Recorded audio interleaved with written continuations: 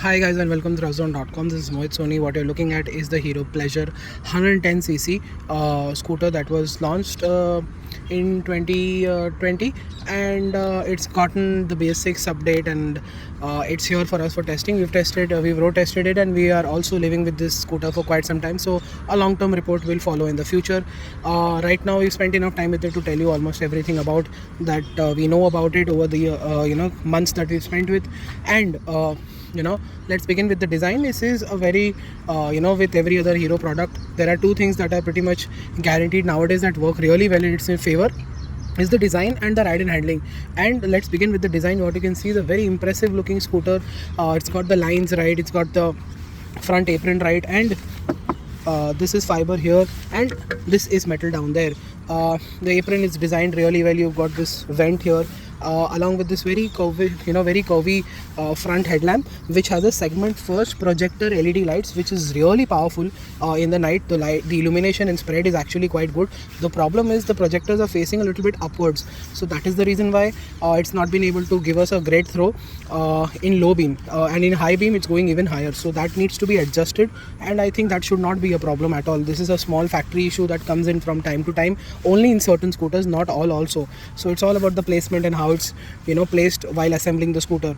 You've got i3S technology, which has a sticker over there, and a scooter which is short and stubby and very sharply designed at the side.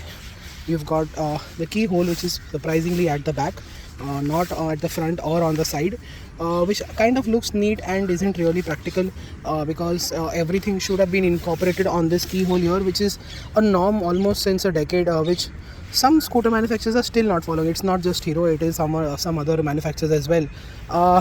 You get this dual layer stitched contrast seat, which looks quite nice. You've got a USB socket here. You've got these two dope pockets here, which are kind of good only for smaller things and not much. The i3S technology button can be switched on and off like this. The switchgear plastic quality is actually quite good in most parts. Some other parts, I think it's the metal parts which are not doing that well. There is a good amount of rust that is setting in on parts we've never seen get this easily rusted in areas. And this is of course the instrument cluster, which is quite loaded. Let me just restart it for you and show you that it's got Bluetooth. It's the X-Tech variant, of course.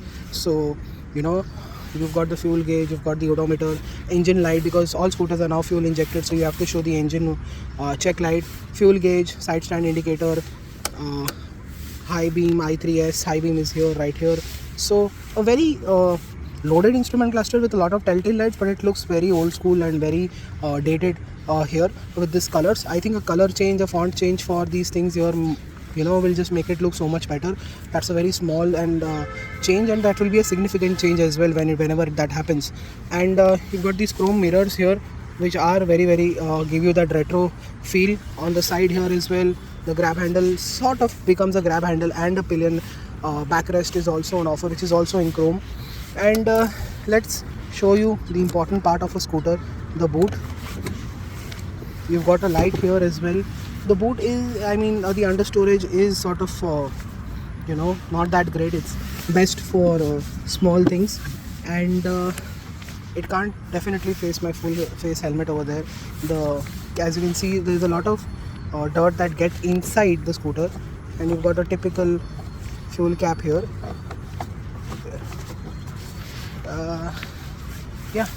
And this is it. This is what the underseat is like. Floor bed also is flat, is just about okay in size. It's not that big.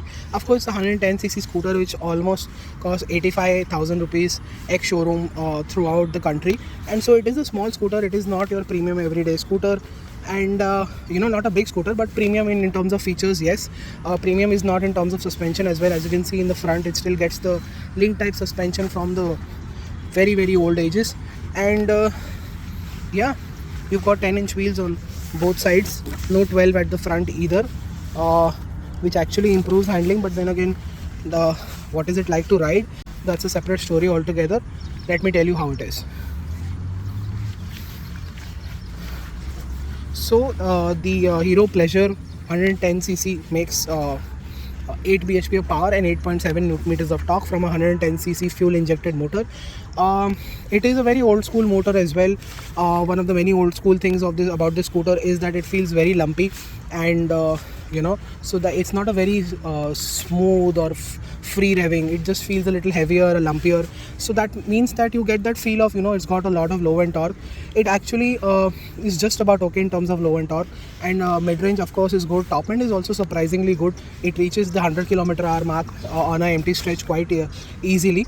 It makes a lot of noise while doing so, but not like the past where it made a significant amount of noise. Now with the fuel injection and the BS6 character, everything has been tuned down, muted down, and that follows here as well. So like I said, the engine feels lumpy, and the throttle response also is something like that. The throttle on our scooter here sort of isn't very smooth, and with the lumpy torque that you get and the lower range, it makes you feel like you're getting a lot of low end torque, which is there but not to a very large extent, because with all BS6 scooters that we know, the low end has been compromised to a very large extent. On the 110 Pleasure Plus, it's not that much, but then again it is there, and it's just that the engine isn't very smooth, and is of course devoid of vibrations, and the noise is very less, but it feels very lumpy. It doesn't very linear. The torque curve feels like there's a torque coming in at a certain RPM and then it is dipping down. So despite it has good mid-range and top end, it just feels like a very lumpy old school scooter, and that makes it makes you realize that you should ride the scooter a little bit more to understand it better.